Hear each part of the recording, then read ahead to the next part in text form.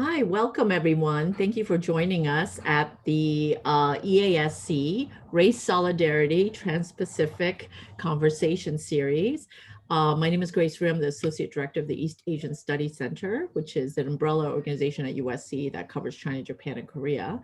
And we're hoping to kind of branch out further to include Southeast and South Asia and Asian American studies as well. We are so excited to have Professor Adrian de Leon here, who has invited some fabulous colleagues that we're going to find out about what work they do addressing Asian American representation here in the US and among their colleagues throughout the world. So take it away. Great. I think I'm just going to jump in to introduce two people that it is my distinct honor and privilege and pleasure both to introduce, work with. Listen, I'm here to flex y'all. I'm here to flex for y'all, okay? Introduce, work with, and also learn from. Over the past year, I think of almost full year of us collaborating together.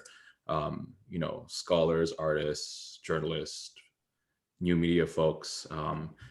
So first of all, thank you both to, I guess, my students, but also the larger community for attending today. This is a really unique opportunity to place, a sort of Trans-Pacific Asian American studies in conversation with an institution like the East Asian Studies Centers, to see the ways in which we can start to globalize contemporary as well as historical conversations on anti-racism, anti-imperialism, anti-colonialism, and the global work, the Trans-Pacific work of political education for our time, with two of my colleagues, Joey Yang and Dolly Lee. So I'm going to read out their full bios before we kind of jump in to talk about some of their work, some of our work together, Plum Radio, some of Dolly's work in Hong Kong, and the kind of work that's kind of going on right now during and eventually after the election. So first, Joey Yang is a designer, engineer, and producer who's also the co-host, producer, and audio engineer for Plum Radio, Race Therapy, but Make It a Podcast. Joey has over 10 years of experience in broadcast media. Since 2015, he has been a DJ at KLX, 90.7 FM in Berkeley, California, hosting a weekly morning rush hour show of new music and daily news. From 2008 to 2012, Joey was a station manager, DJ director, and a DJ at KTRU 91.7 FM in Houston, Texas. As DJ director, he created and managed a 24/7 on-air programming schedule. And as station manager, he organized a protest of the sale of KTRU's FM license and launched KTRU's first social media presence on Facebook, Twitter, and Instagram to rally support. So we've got public broadcasting, political activism. We love it. We stand in. As the principal of creative technology and design studio Third Slant, he's worked with clients at the forefront of new media like Meow Wolf, designing the future of immersive installation and interactive experiences to the United States Digital Service. Formerly at Google, he was a UX lead for Firebase, designing and building cloud infrastructure products, cloud functions for Firebase and Cloud Storage Now, used by over 500 million people every day, as well as Firebase's marketing and documentation websites. In his spare time, Joey plays drums in a punk band and serves on the board of directors of the Immigration Institute of the Bay Area in Northern California. Dolly Lee is an Emmy Award-winning video journalist, correspondent, and filmmaker with over 6 years of directing and field producing experience.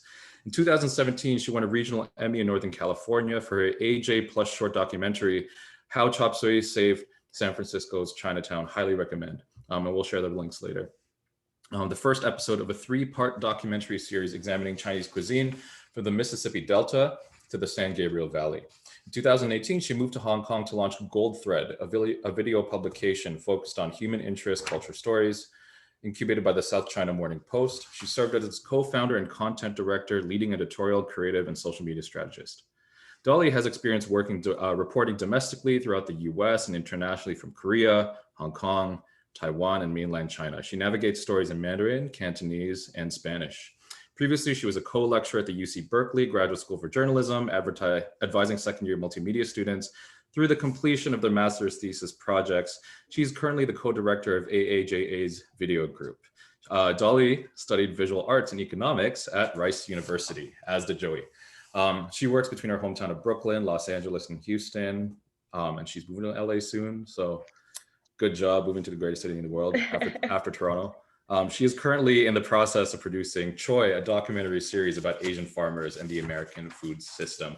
Together, they are the co-producers of Plum Radio, as well as some future podcasts and documentaries that I'm going to be collaborating with them with, which we can kind of talk about later. So thank you for joining us. I just thought we'd start with, where did this collaboration start? What were your professional, political, personal stakes as progressive Asian Americans, both in new media and in your respective institutions? So tell us a bit about yourself and how you came to now.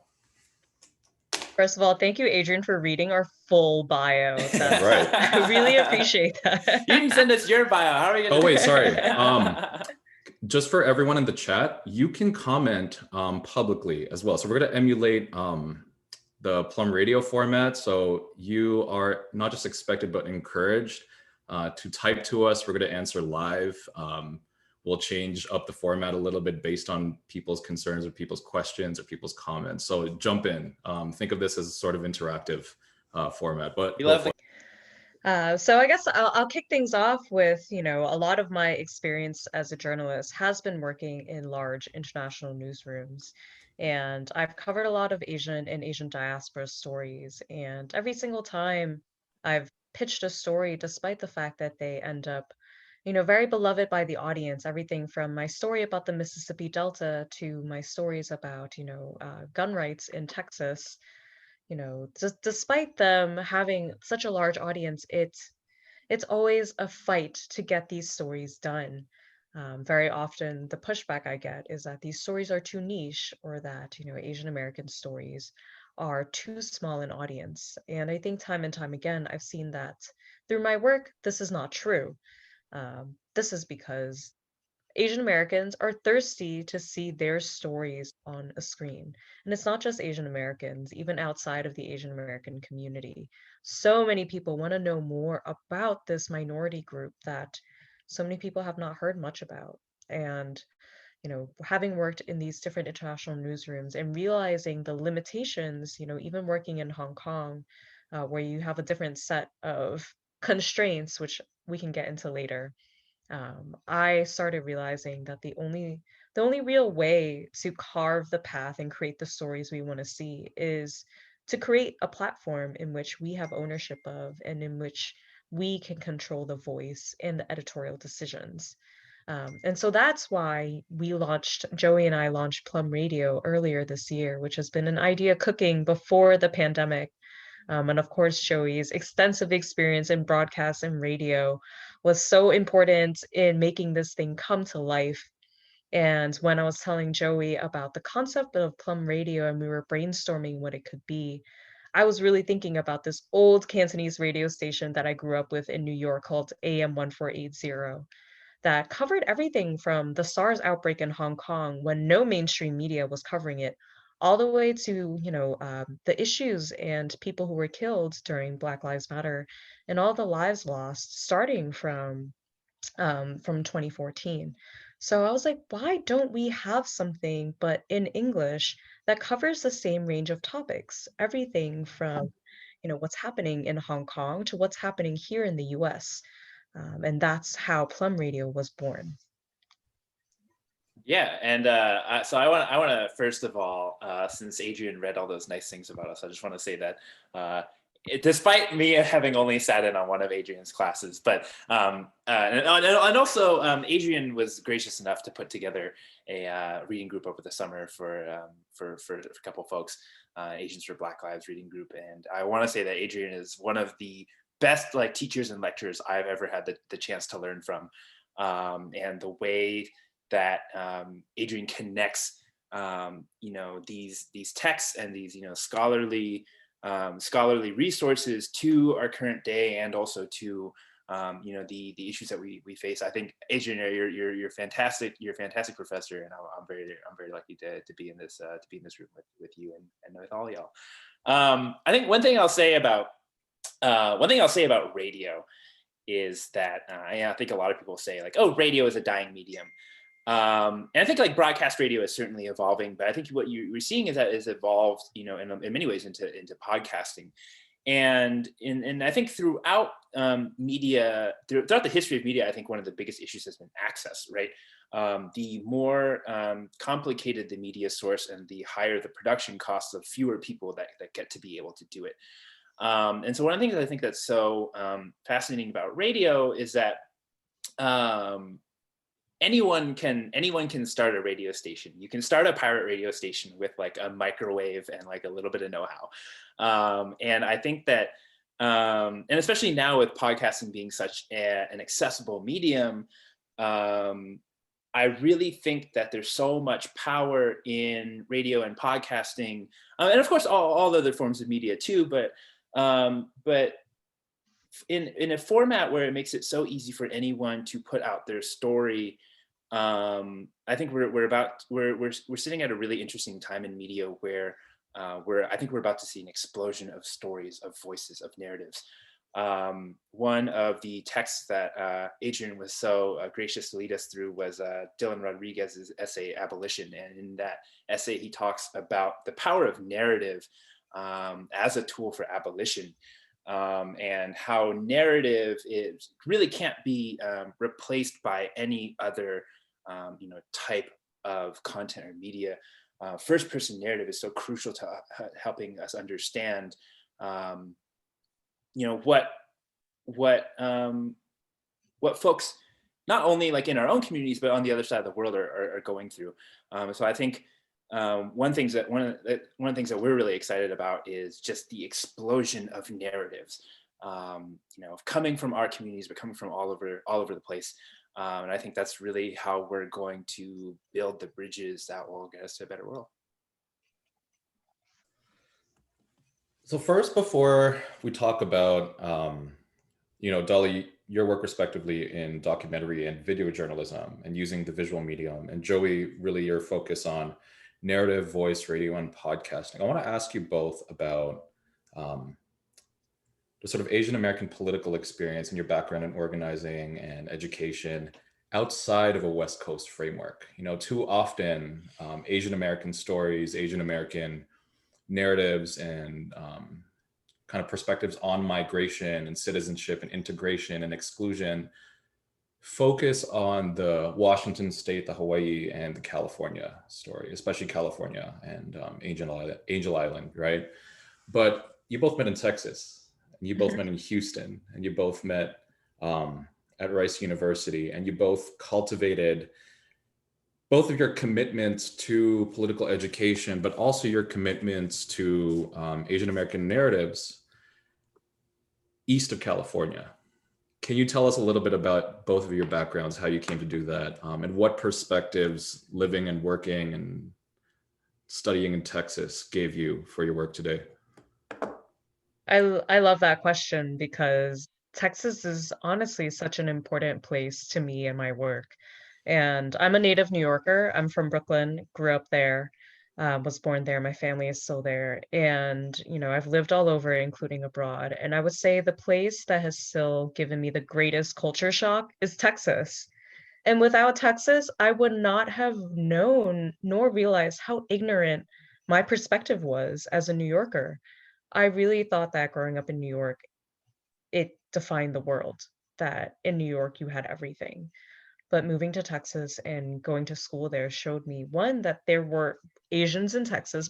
Of course, right? Of course. But also not of course, right? The story that most people have seen of mine is a story about the Mississippi Delta Chinese, the untold history of the Mississippi Delta Chinese. And so often stories like that are overlooked because we overlook states that are in between New York and California. And without that experience of having gone to school in Texas, without realizing how close-minded my own perspective of what defines Asian American communities was, I don't think I would have sought out the stories about Asian Americans in the South. And so much of my work now is bringing these stories to life, stories about unheard communities. And I really appreciate this comment. Shout out to everyone who's from Texas as well. I think there are still so many stories out there that can inform our experiences. And I think we're now just starting to scratch at the surface at seeing what those stories are. And even with the Mississippi Delta Chinese, their story traces back all the way to coolie labor, all the way to, forced imperial labor, all the way to what happened when slavery ended in the United States and the immigrants that were brought over to replace slave labor. So much of it is intertwined with the Jim Crow South. So much of it is intertwined with what counts as immigration, what counts as labor, what counts as capitalism.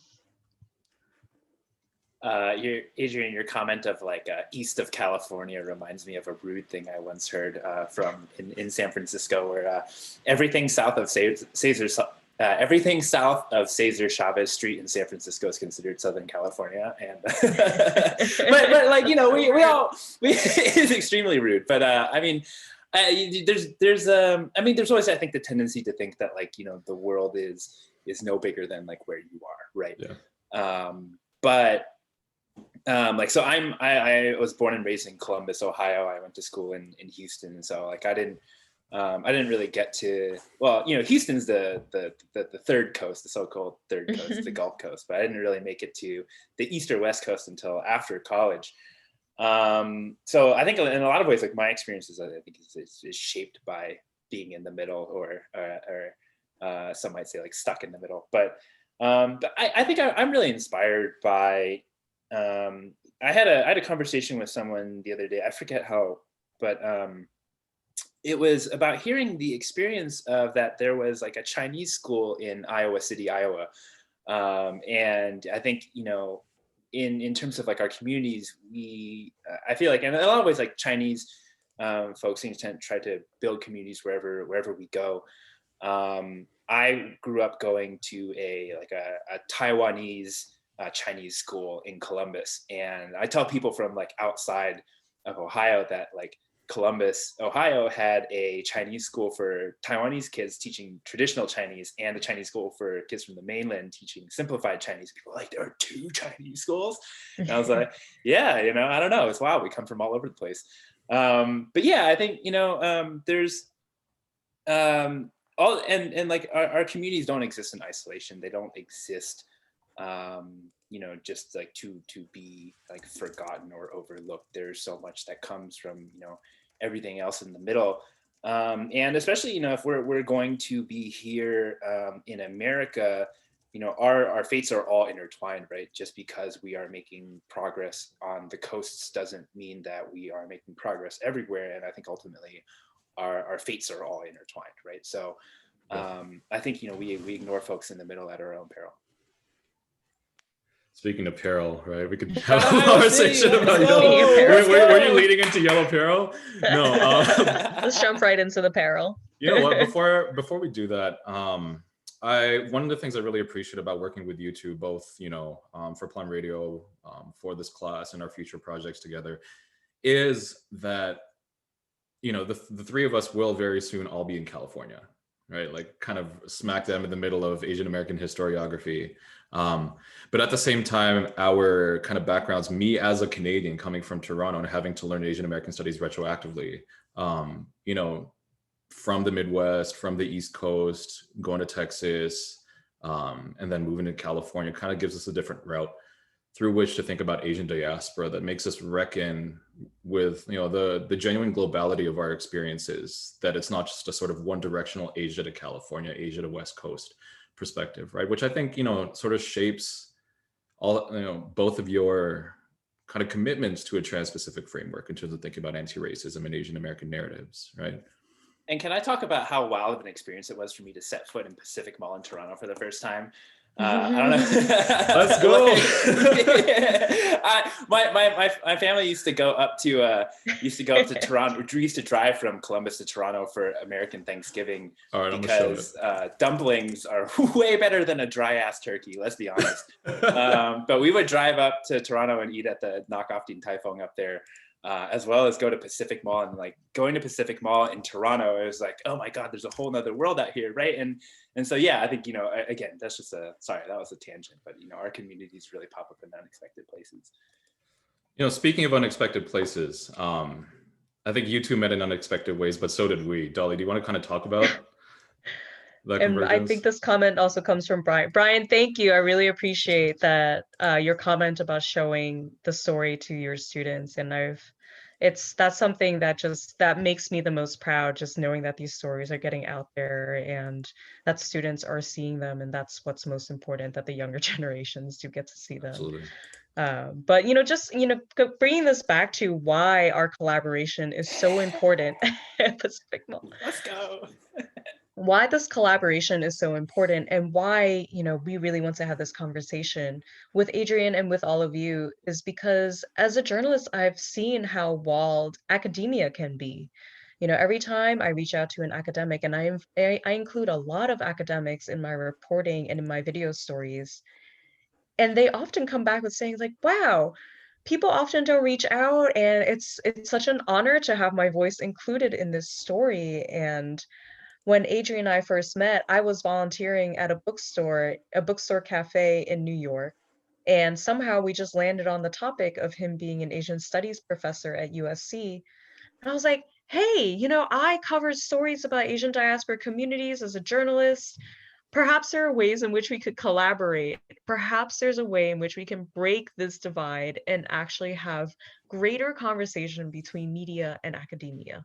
One of the ways I see media moving is that it's aligning more and more with tech, but I don't think that necessarily needs to be the case. I think that journalism and academia actually have a lot more in common with the endeavors that they're trying to achieve than tech and media.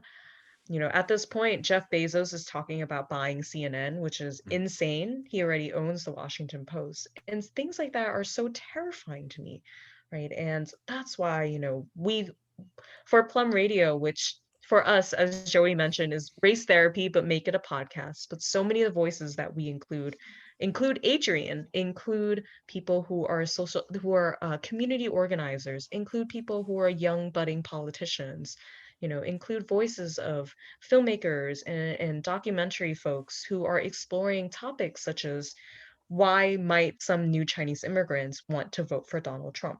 And I think there's a lot that we can bring together in academia with media. And, for all of the students who are perhaps thinking of a career in either of these worlds, one of my suggestions is sometimes the language of academia is what I'm working through with my reporting, just coaching academics through the language of making it more digestible for your everyday folks. So that's always something to think about. And that's what I also love and appreciate about Adrian's class and this format, because it's really, it brings us back to the ways that we are truly communicating, which often is through these Zoom calls, through social media, through short videos. I want to bring up something that I think both of you have kind of touched on, which is a sort of crisis in political education and crisis in public broadcasting, and therefore a crisis in immigrant narratives. We see a rise of, tech giants as well as private equity firms, sort of like vultures scooping up underfunded public broadcasting, especially in the kind of wake of COVID-19, where an already, atrophied newspaper industry has since tried to make various moves, to digital formats to, varied effect. Versus the sort of need, Joey and Dolly, that you're talking about for public broadcasting, for kind of, socially, civically accessible media, especially for Asian American narratives that kind of might get glossed over, or certain types of class narratives may be sensationalized in Hollywood that it faces a lot of kind of more complex, more difficult narratives. So can you talk to me about how you see your work in citizen journalism in the various formats that you're thinking about as Asian American journalists and broadcasters as forms of political education? Joey, you want to take this one or kick us off? I think so. One thing I'll say about like private equity firms, that one hits close to home for me. So as you mentioned in my bio, Adrian, I was the station manager at Rice's radio station, KTRU.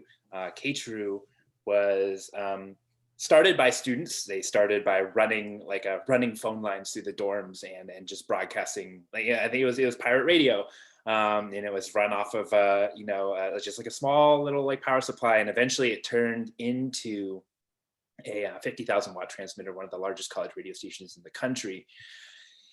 There's a private equity group called Public Radio Capital that came through and throughout the college radio landscape over a period of about 10 years, which like around when I was a station manager in 2011, they had basically gone through on a buying spree of college radio licenses to be like turned into the sort of like non-commercial public broadcasting industrial complex. And so like, long story short, the radio station that was built with sweat equity from the students of Rice University over a period of 40 years was sold for $9.5 million, still the most expensive college non-commercial FCC license transfer in history.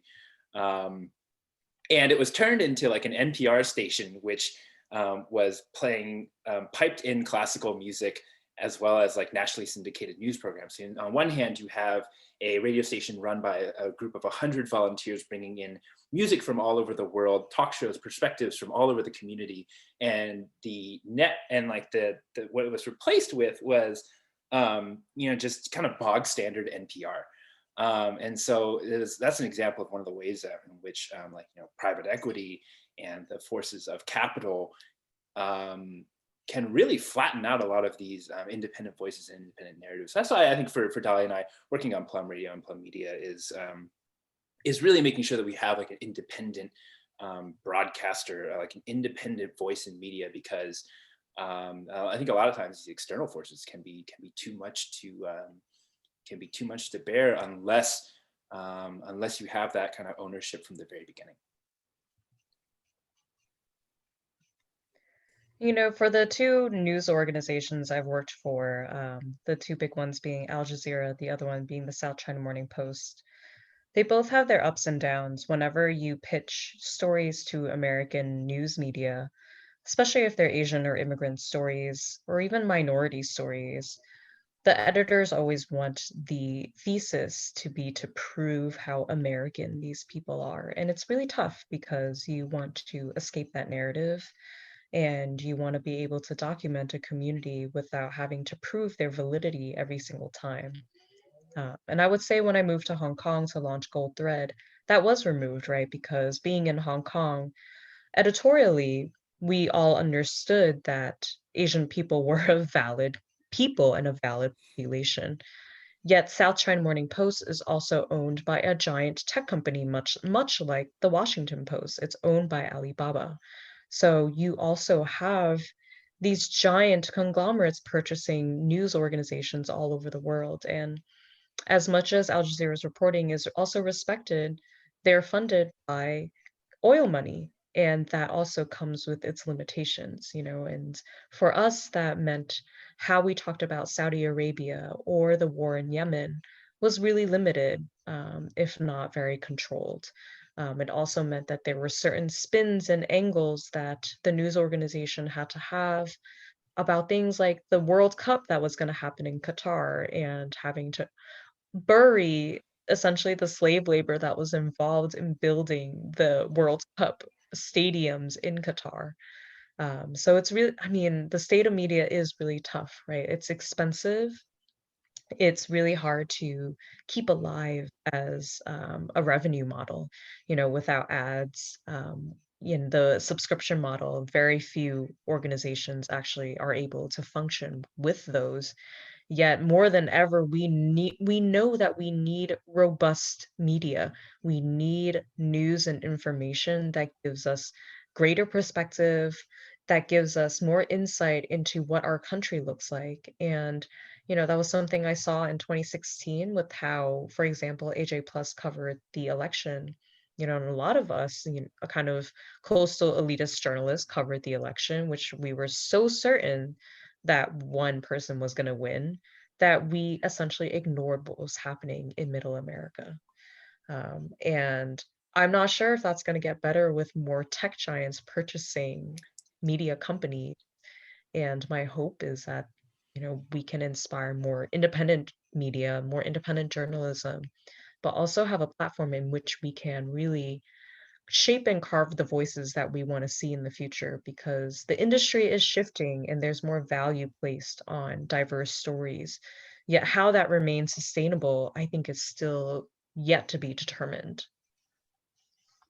Speaking of your work in Hong Kong, this question is specifically for Dolly, but you can both kind of answer it in terms of what did and what does both a Trans-Pacific perspective, but also your work experience across the Pacific, specifically, in Hong Kong and Taiwan, founding Gold Thread, being a journalist in Hong Kong. What does that do for you in your undoing of this sort of coastal elite American exceptionalist type of journalism that you just mentioned? I'll start with a story that really illustrates the confusion that happens in the region. I was doing some reporting in Beijing, and I was in a cab, and my Mandarin has a clear Cantonese accent. I grew up speaking Cantonese. And so the cab driver, hearing my accent, he's like, "Oh, where are you from?" And I generally don't tell people that I'm American when I'm reporting there. So I was like, "Oh, I'm from Hong Kong." And the cab driver in Beijing asks me, he's like, "Is Hong Kong a part of China?" I was like, "That's a great question. I was hoping that perhaps you would tell me whether or not Hong Kong was a part of China," which really illustrates that confusion, right? So he followed up with me with to that comment, saying, "Well, I don't know if Hong Kong is really a part of China, but I know that Taiwan is definitely a part of China." Whoa, whoa, whoa, Which I, whoa, whoa, whoa, whoa, whoa, which I just thought it just really illustrates all of the political issues of that region, right? Like, the relationship to Hong Kong is so confusing, yet how I describe it to most people is that it's similar to Puerto Rico to the United States, a small island with high dependency on a big brother for resources, for water, for electricity. And then with Taiwan, which is clearly by nearly most definitions, an independent nation. That's the place in which a lot of mainland Chinese see as undeniably a part of China. So that really shows the complexity of how we view the relationship between those three places, and then how in Asia they view that relationship, right? And when you start to unpack why people might feel that way, I think that is the most important part from my reporting in Asia and my living out there and doing, honestly, most of my reporting in mainland China, is to really understand the psyche of people and how they see the relationship with these other places, with these other nation states, with the United States.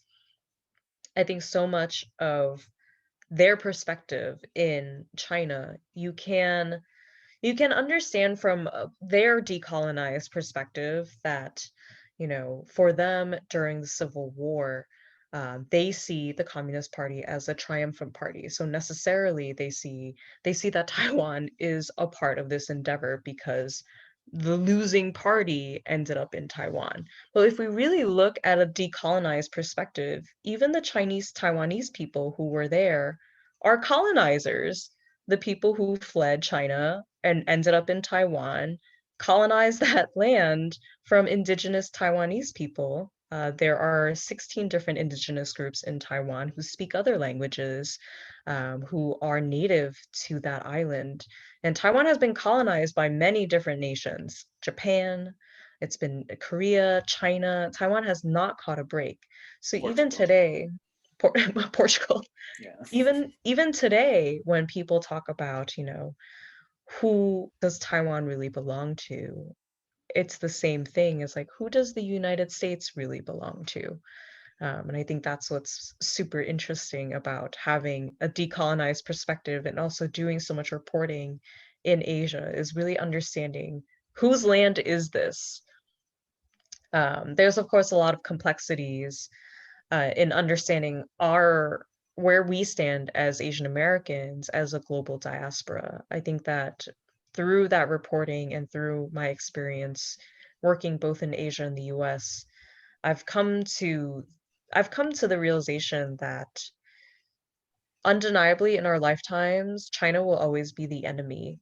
And I think that will necessarily impact Asian Americans and anyone who looks Asian. And I think what's important is to be able to have these tough conversations, yet hold both the US and China, the two capitalistic global economies, the two biggest superpowers in our world, to hold them both accountable. I don't think there's any forgiving of one or the other. And I think that part of being of the Asian American diaspora is to understand our histories in the US, but also understand the histories of our immigration. And I think that's why, for me, so much of my work includes historical context. I think so much of that is really important. And I think that's often what's missing on the Chinese side of understanding Chinese American immigration. And I've had a lot of, Chinese international students who have seen my stories come back and tell me that they felt ashamed that they didn't know about the history of Chinese American immigration, that they didn't understand the hardship that a lot of these new immigrants had to go through, and that they didn't realize that, the Chinese coolie laborers, for example, in the Mississippi Delta, were essentially brought over as slave replacement labor and didn't understand that there was this fraught history of race. And I think that's why Asian American studies is so important. We have so many more international students than we've ever had before.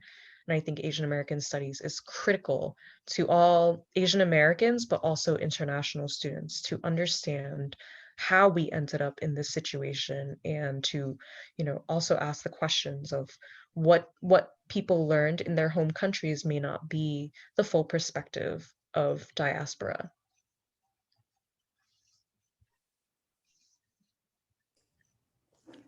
Joy, did you want to follow up?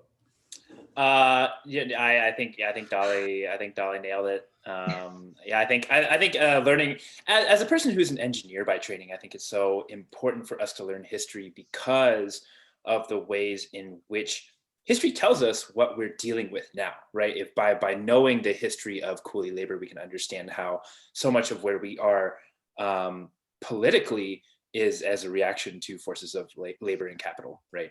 Right. So, and I think the other thing I would say is solidarity across all renegade islands of hegemonic world powers, from Puerto Rico to Taiwan to Hong Kong. Let's go.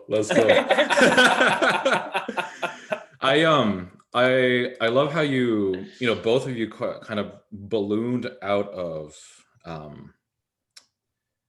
Asian topics for Asia for Asia's sake and Asian American topics for Asian Americans' sake, and really kind of laid out the global and imperial resonances of doing working in Asia, working in the global South, working across the Pacific, as well as working in Asian America, right? One of the things that stood out to Dolly, what you just said, is how working in China and Taiwan globalized your understanding of settler colonialism as a global project, and therefore understanding anti-colonialism, not just in terms of the borders of the US nation state and the Canadian nation state, and, for that matter, but really understanding it like understanding abolition, like understanding decolonization as a global project, right? Which I think really kind of lends itself to the ways that both of you have constructed your work in new media. Another thing that you both brought up is thinking about how Chinese perspectives and non-Western, specifically non-Western, non-Anglophone, geopolitically non-North American perspectives help you understand Chinese American history. And there's a short film that we actually want to show for folks. So I think we'll show, it's about 7 minutes. We'll see if we can show the full thing or not. Dolly, do you want to introduce what we're going to talk about? Yeah, so I think the film that Adrian is going to show is actually a film, a short documentary I put out earlier this year it's essentially about gun rights, but from the perspective of a new Chinese American immigrant who became very fascinated by guns. And I think that the gun rights debate is often very 0 to 100. And what this offers is a bit more nuance from a Transpacific perspective, which I think that we can approach a lot more of our stories so that we can gain more nuance in storytelling. When I was young, I'm interested in the shooting, but I haven't got a chance to touch a gun. In China, it's forbidden to own a gun, even the BB guns. I'm here in Texas visiting Chen Shi, who goes by Donald. Donald's originally from China, but now owns 2 ranches just outside of Dallas. Here he gives Chinese visitors an experience that's nearly impossible in their home country. 确实是属于我这个 style 的 American Dream. 大家好，我是 Donald. This is Untold America. I come from the China, Hubei province. I moved to Texas 3.5 years ago. Oh wow. Very Texas here. 德州居民更愿意挂那个德州 flag， 更倾向于挂美国 flag， 因为德州居民，我觉得他们还是挺爱德州的。是啊，对，真的。因为你看很多地方都是德州的这个 Lone Star 这个 decoration。Everything is bigger in Texas. This ranch is also his business, catering to Chinese visitors interested in firearms and hunting. This is called the crossbow. Oh wow. Do you actually use this for hunting? Is it effective? Or do you prefer shooting with a gun? I prefer the gun. 在中国没有 hunting 呢？中国几乎没有，但是现在有个别地方可以除害，也是打野猪。中国叫林业局，有时候会把枪发给本地的那些猎人，打完了以后又会收回来。哦，对，所以平山的人他们都没有枪的。没有。I want to try some different lifestyle. So I got idea, can I have my own place? I can hunt at home. So I moved to the Texas. I'm the NRA certified instructor for the pistol, rifle, shotgun, and home defense. So Donald is taking us right now to see the deer that he just shot. 是不是要做一个 American citizen 来买这个 ranch？ 不太需要你有什么身份啊，或者有钱就 OK 了。So Donald is saying that you can't have a ranch like this in his home country of China because in China all of the land is owned by the government. 他这个鹿我打了2枪，第1枪打在心肺区，然后第2枪打了以后他就倒了。Donald's friends Jerry and Mason are also gun enthusiasts from China who were drawn to Texas. They're here on business and investment visas. In the last 10 years, over 40% of Texas's immigrants came from China. 就是这个无数遍，没有子弹的话，也不要把手指放在，也不要对着你。So Donald gives a gun safety course to everyone that comes through his ranch. OK， 这样刚好。I've never shot a gun.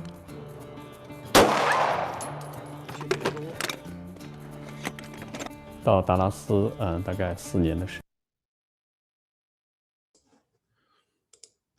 All right, so we're showing just a clip to encourage everyone to go watch, and I'll drop the link in the chat in a second. Give me a sec. Yeah, I'll drop the link in the chat in a bit. But Dolly, it seems to me that before we started watching this clip, that we were talking about what a Transpacific perspective does to our understanding of sort of deep, hyper-local and complex and even hyper-conservative, hyper-Second Amendment Asian American stories, those sort of stories that seem to me as an Asian American historian to be swept under the rug, particularly because of the sort of roots of the field in the civil rights movement, but also the roots of the field in sort of depicting immigration history and Asian American immigration history along the same humanist terms as Eastern European, Irish, Italian immigration history. That there just seems to be sort of this equation between diverse immigration and a sort of convergent American liberalism, right? But as we know right now, looking at recent articles on Vietnamese American support for Trump, Filipino American support for Trump, and generally the more sort of reactionary dimensions of our various communities. What can you say with respect to this film did working in China and working in Hong Kong and Taiwan do for you to develop those perspectives? Right. Well, specifically with stories like these, I think a lot of people often end up asking me how I find these stories, and so much of it is operating in a different space. I find these stories and these people often through WeChat, which is something that became a lot more common for me when I was working in China, because that's the only service in which people use to communicate. So Donald and I met through WeChat, not through email or any other service.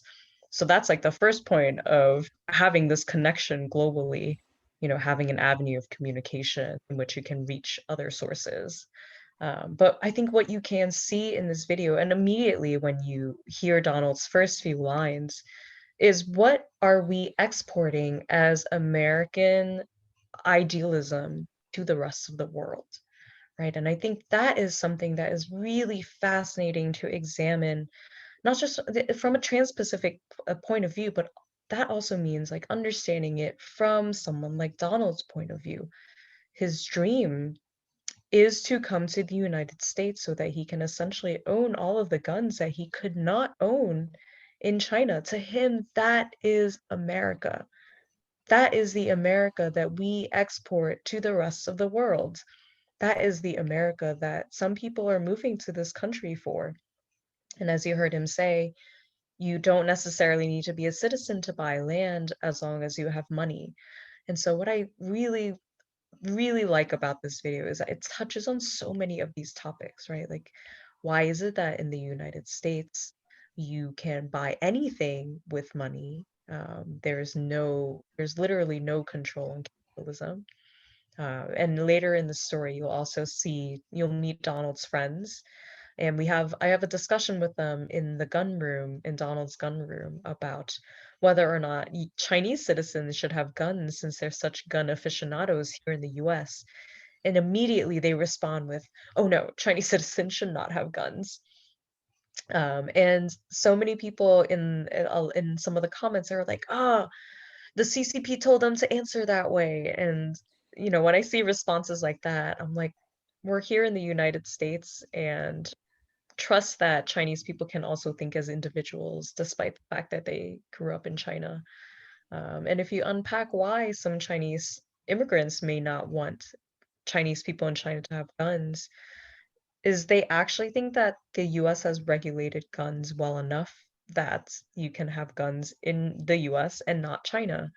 And historically, if you look at the period of time when China did have guns, which was during the Civil War, um, they had guns during the revolution, and then once the Communist Party came to power, all the guns over the course of about 4 decades were removed from civilian hands. And this necessarily brings us to a tough conversation about what does it take to stage a revolution, right? And in my interviewing of some folks in Hong Kong, including the grandson of the founder of SCMP, the founder of SCMP back in the 1800s was also a radical who wanted to overthrow the Japanese government that had taken over China. And they also necessarily believed that the revolution needed to be bloody and violent. And in my conversation with the grandson of the founder, he was talking about how his grandfather was able to have a gun, and how, you had to register your gun with the police of Hong Kong. And I asked him, I was like, "Do you think that's necessary?" And he said, "Absolutely. You need to have a gun to stage a revolution." And so that brings us to these topics of, how are we going to see change in the world? Is it a very American perspective to think that guns necessarily lead to revolution? Are there ways to have revolution without such levels of violence? And when a society like China, when they see that, their perspective, at least the Communist Party's perspective, is that, oh, we're the party of the people, therefore the people no longer need weapons. But what happens when that party is no longer serving the people? So a lot of really, really interesting debates and conversations around this. And, I've shown this video to friends who are also very anti-gun, and they were hesitant to watch, which I understand. But I think the video offers a lot of nuance in the gun control. And even Donald himself is an advocate of stricter gun control. Being an NRA certified instructor, I had asked him during the pandemic when we saw reporting of a lot of Asian Americans buying weapons because they were afraid of xenophobic attacks. I asked him, I was like, do you think this is reasonable? And he said, my biggest fear is all these people who don't know how to use a gun are going to buy a gun. And I think that everyone should be required to learn how to use one. So, from a Trans-Pacific perspective, when you're just not examining like the typical white American attitude towards guns, Donald is a bit more on the side of like, oh, we should have a bit more security.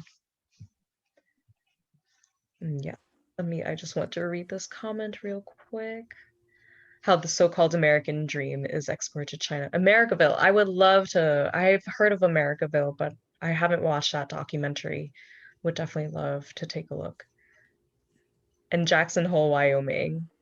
Yes, yes. I think it's fascinating to see how the American dream and American idealism is exported abroad, and it provides such a great insight into ourselves and our own psyche. Off at this point, first, I think the three of us would love to hear what everyone else thought about this documentary as well. Brian and Jenny, we appreciate your responses, and we're looking forward to engaging with it. And just, everyone jump in at the same time as well. But to ask you both a question, not just about gun control, but about the sort of contradiction between what Americans believe is being culturally and ideologically exported versus the sort of reality of that circulation and reproduction and reception, right? So one example is thinking about in exporting an ideology of freedom through colonial warfare, you actually export, for example, anti-Blackness in Asia, you export settler colonialism in Asia, you export sort of neoliberal economies of violence with respect to the war on terror. And that, what you just mentioned about gun control and the Chinese government makes me think about Filipinos in the Philippines. One of the cultural exports that many early Filipino migrants took to was the cowboy trope, right? Mm-hmm. But cowboying was not just a matter of being adventurers, being, landowning, gunslinging, 10-gallon hat wearing migrants that allowed them to articulate their sort of colonial dispossession and migrant labor in more respectable American terms, right? But also at the same time, the word cowboying in Tagalog literally became the word for sexual violence, a specific form of sexual violence. And so what the United States exported during the colonial period, especially in the Philippines and among Filipinos, was a grammar to justify sexual violence, abduction, violence against women, especially working class women in California, in Washington State, in Hawaii, and back in the Philippines as well. So that's just something that your recollection made me think about. Yeah, I think, in Plum Radio, we've actually had a lot of guests that we've invited on to really explore not just, how how American idealism is exported, but also to explore why someone like Trump is appealing to new Chinese immigrants. And I know, Joey, you can probably talk a little bit more about one of our guests who did a documentary to explore this community. Oh yeah. So real quick on the exporting of American culture. A friend's dad said another like funny / like kind of rude thing one time, which was that the Japanese are the last great Americans. But like the idea behind that being that like the Japanese people have like perfected a lot of the things that like Americans have exported. So whether that's like beer, whiskey, baseball, cars, denim, denim, right? But it's like all these things that we consider like American like cultural exports, jazz, right? But it's so funny then like to see sort of like an American obsession with Japan reflected back through American culture, like across the other side of the Pacific. So yeah, it's just like it's a funny thing to think about, just like how that culture sort of like ping pongs around around the world, and I think, you know, starts as American culture and then kind of like becomes other cultures, but like sort of under like the lens or like the tint of Americanism as well. I think you can see it with art forms like K-pop as well, and stuff like that. Yeah, so we were talking about the Chinese American Trump supporters. We interviewed a documentary filmmaker for Plum Radio a couple of weeks ago, who basically made a documentary about first-time Asian American voters. And one of the characters in this documentary was a lady named Sue Googe, who is a immigrant from China and a like hardcore Republican Tea Party like Trump supporter. And so we actually got the chance to talk to Sue. Dolly and I did, and we kind of asked her, it's like, why? And the answer that she gave was, I grew up in socialist communist China. My grandfather was killed by revolutionaries, and so for her to have all of these associations of socialism and communism with her personal poverty and like the death of her family members, it's hard to make it to take in that experience and say, okay, well, so it's taking in that experience makes you understand a lot more of why sort of a lot of Chinese Americans will have such a visceral reaction to the word socialism, or sort of like the idea that like socialism is coming to America, right? And it's funny actually, like in talking with Sue, I felt like we all shared like a decent number of like similar analyses about the world, and sort of how we got to this moment. But because of sort of her lived experience, that brings her to a completely different like political orientation as the two of us. So yeah, and like obviously I think that there are some things that are wrong with her analysis of the world as well, but it really puts it in context, right? And so for us to look at people who in our community who might have these very different political views, but actually talk to them and understand sort of how they've gotten to those views, just helps us understand a lot more, and really puts that in context and makes them understandable and believable.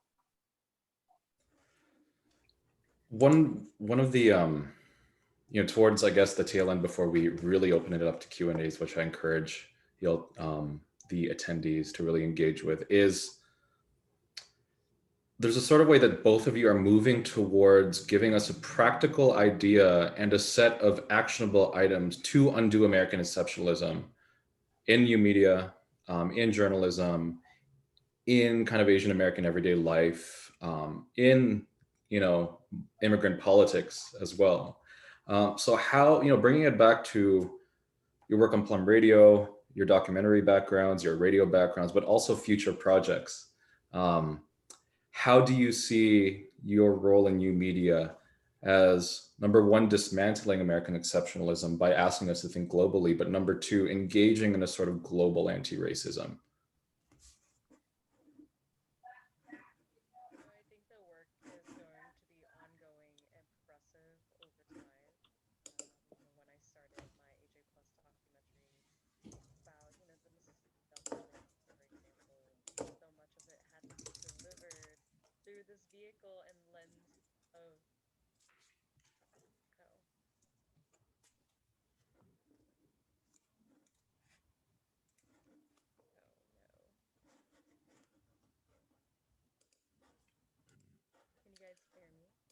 A little bit, a tiny bit.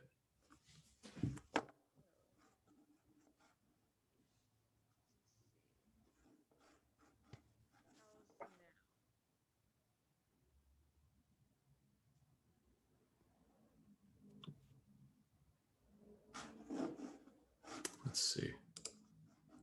Technical difficulties, y'all. No. Let's see.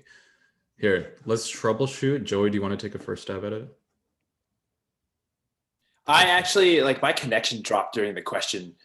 So all right, let's do it we're again. all experiencing some technical difficulties. All good. Yeah, sorry about that. Honestly, Zoom's wild. My question was— Too much traffic on the internet. Absolutely. My question was, how, bringing it back to both of your work in new media, documentary, radio, audio, podcasts, both past and future projects, how do you see your work as communicators engaging in, number one, undoing the American exceptionalism of Asian American narratives and generally American narratives, but number two, engaging in the global project of anti-racism? Yeah, definitely. That's a good. Let me marinate on that one a sec. I don't know, Dolly, if yours is. Can you guys if hear your me now? connection's back up. If you want to take a stab at it, go for it. Yes. Can you guys gotcha. hear me now? Yes. Great. Loud and clear. I mean, I definitely think that it takes a lot of different steps, even with my early work with AJ Plus, the stories that include the Mississippi Delta Chinese.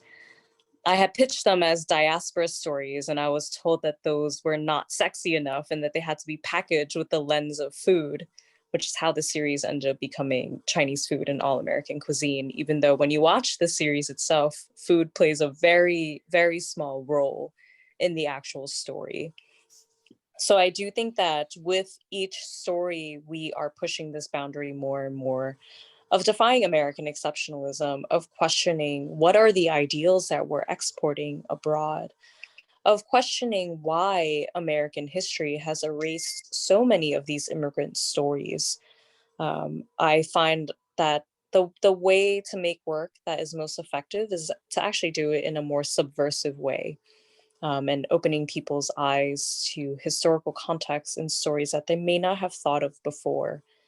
And so moving forward, with Plum Radio, with stories that I'm looking to do in the future, Adrian had mentioned Choi, which is the documentary series that I'm currently working on now, which looks at Asian American, not just Asian American, but Asian farmers and Asian immigrants who have contributed to US agriculture.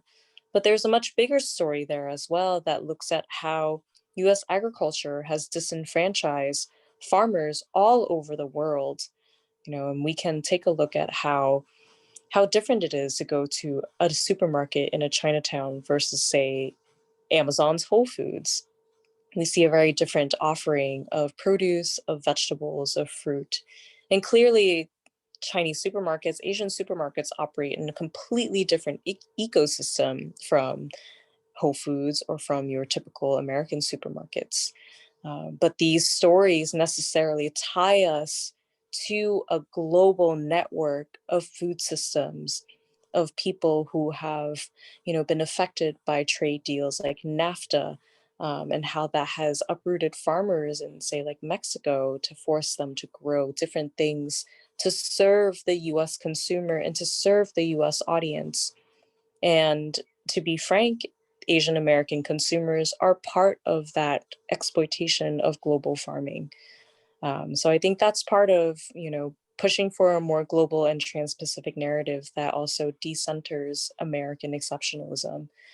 It means that we have to make sure that our Asian stories are heard, but also hold our communities accountable. We are not, just because we're an immigrant and minority group doesn't make us exceptions to capitalism, doesn't make us exceptions to exploitation. And I think that's something that is really important to me in my work, that as much as we celebrate our history, our culture, our people, we also need to hold ourselves accountable and our communities accountable.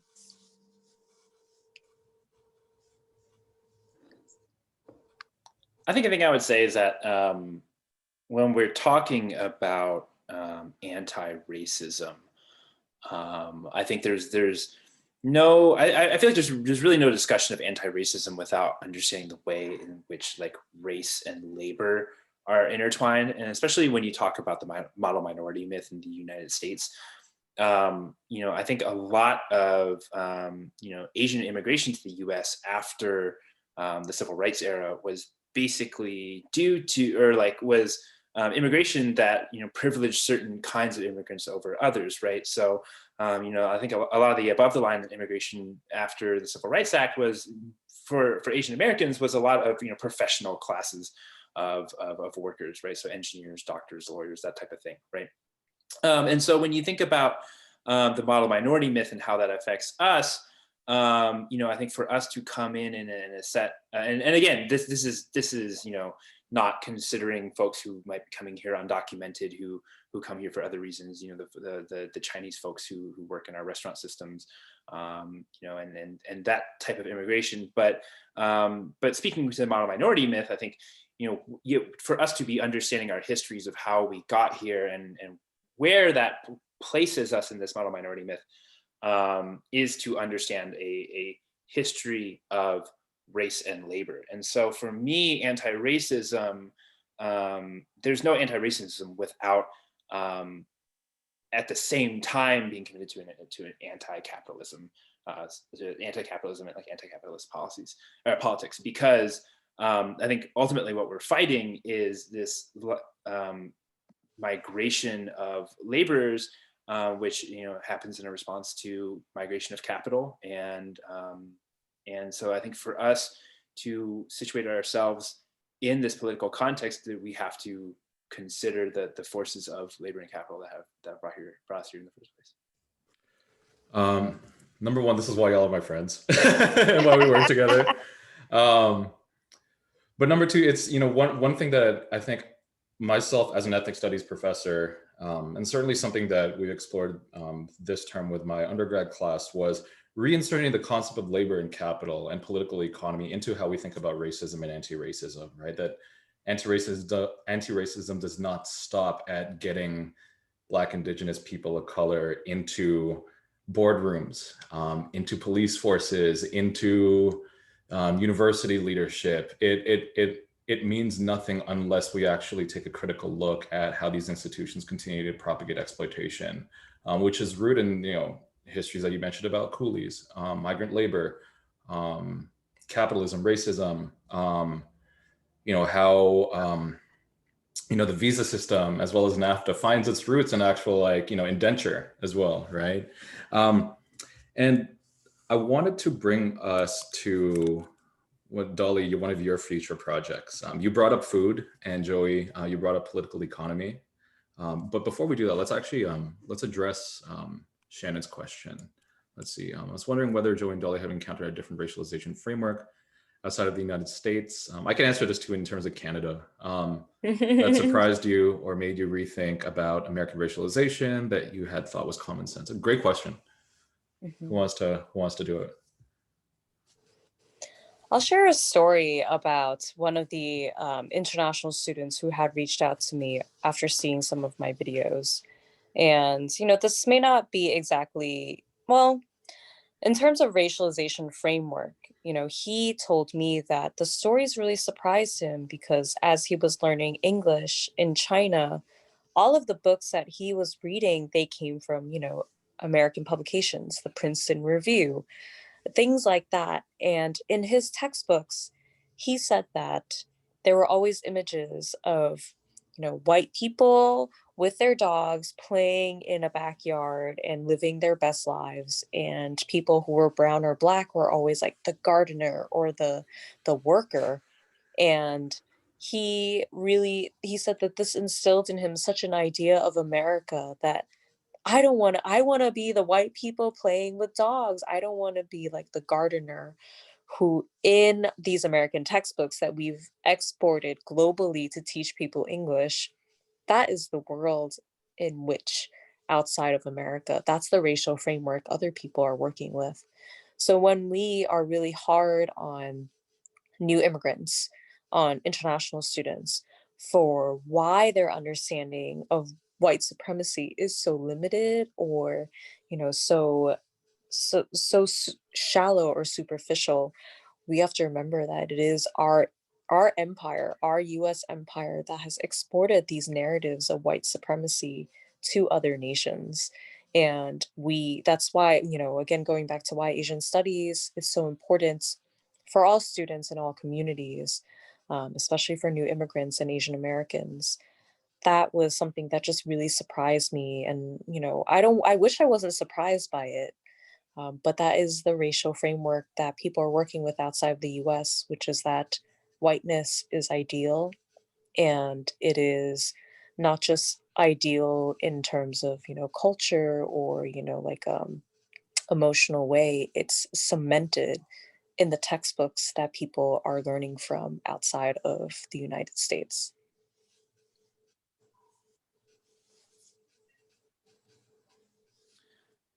I read a New York Times piece about tenant organizers in Minneapolis and how they were fighting back to like repurchase their apartment buildings. And there's a hilarious phrase that one of the tenant organizers was saying about like sort of white people moving in to gentrify their neighborhood, but they call them güeros con perros, white people with dogs. But I actually, I'll share with dogs.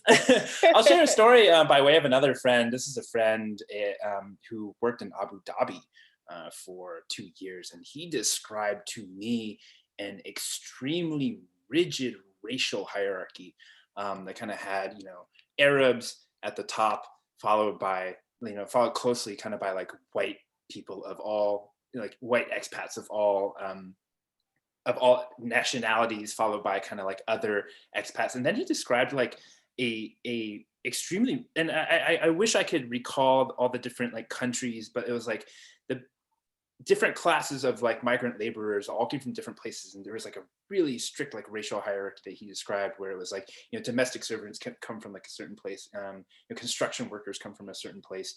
It's like all these different classes of laborers had a different ethnicity, skin tone. And so hearing him describe that and then seeing it reflected in the US, you realize, we're not really that different. And we're like hearing about these like, very rigid racial hierarchies may seem jarring.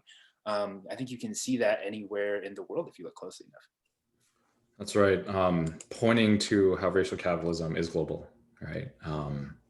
And therefore, kind of any, again, like Joey, your point on any anti-racist politics also needs to address like the conditions of labor and economic and socioeconomic conditions that condition that racism.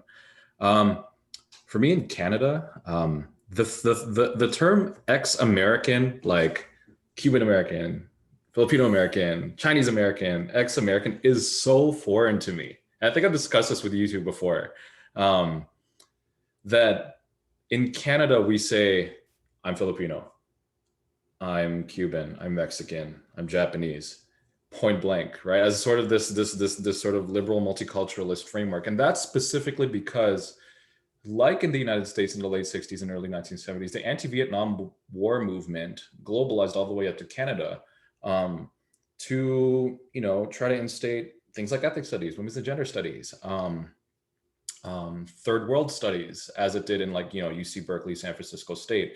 But unlike the sort of, limited but still institutional success that, activists of color achieved, at least in the United States, in Canada, they literally sent the militias to shut people up.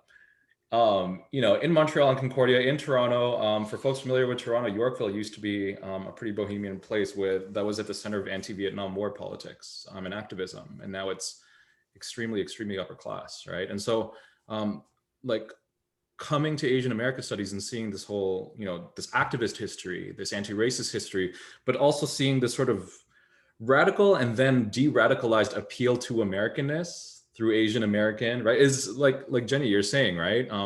Both of us coming from Canada, Asian Canadian, Filipino Canadian does not exist, because Canada, like one of the places I work on, Hawaii as well, is you're multicultural, now shut up. We are polycultural now, don't talk. Therefore, we have no ethnic studies.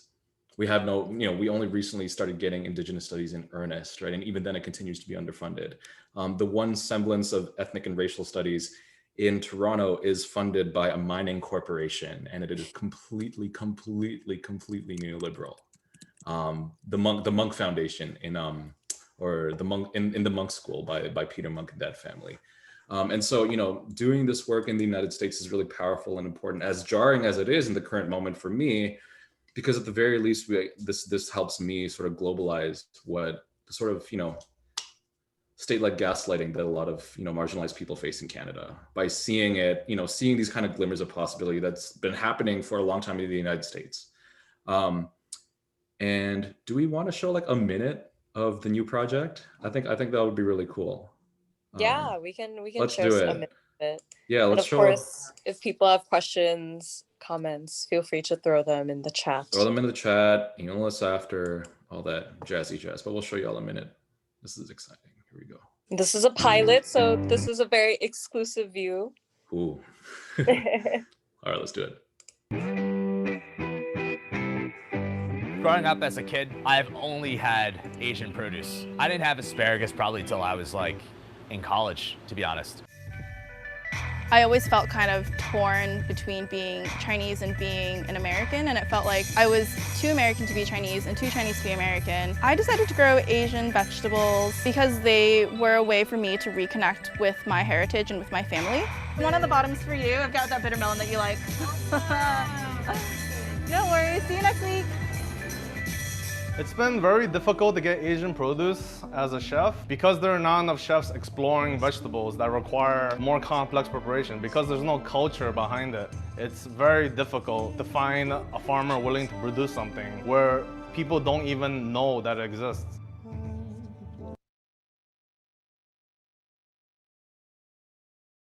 So that is a sneak preview, inviting folks to look out for it. And again, Dolly, congratulations on your fellowship that allows you to develop this project. We are very close to out of time. If people are interested in continuing the conversation, Dolly, Joey, drop the handles on the chat, Twitter, Instagram, etc. Continue it on Plum Radio. We have one more question. Let's take one more question. Joey, did you ask the Tea Party Trump supporter from your podcast what their opinion was regarding BLM racial inequality in America? This question goes to Dolly as well. I think we're out of time, but if Christine, you want to get in contact with us, I think that would be great. Grace, did you have final thoughts as the organizer? Well, yes, I want to thank Adrian, Dolly, and Joy for this really fascinating conversation. I learned so much, and I'm so excited to see all these videos. Now I'm going to search on YouTube for all of your podcasts and videos as well. And I would like to also mention that the final event of this series will take place on November 11th for the fall semester. And the Race Solidarity Transpacific conversations will focus on Duncan Williams in conversation with Deepa Iyer, who also has a podcast. And so we hope you will join us there. Thank you, Adrian, Dolly, and Joey. That was wonderful. Thank you so much for having us. This was a pleasure. Thanks, everyone. Really appreciate you all. And of course, thank you to everyone. Yeah.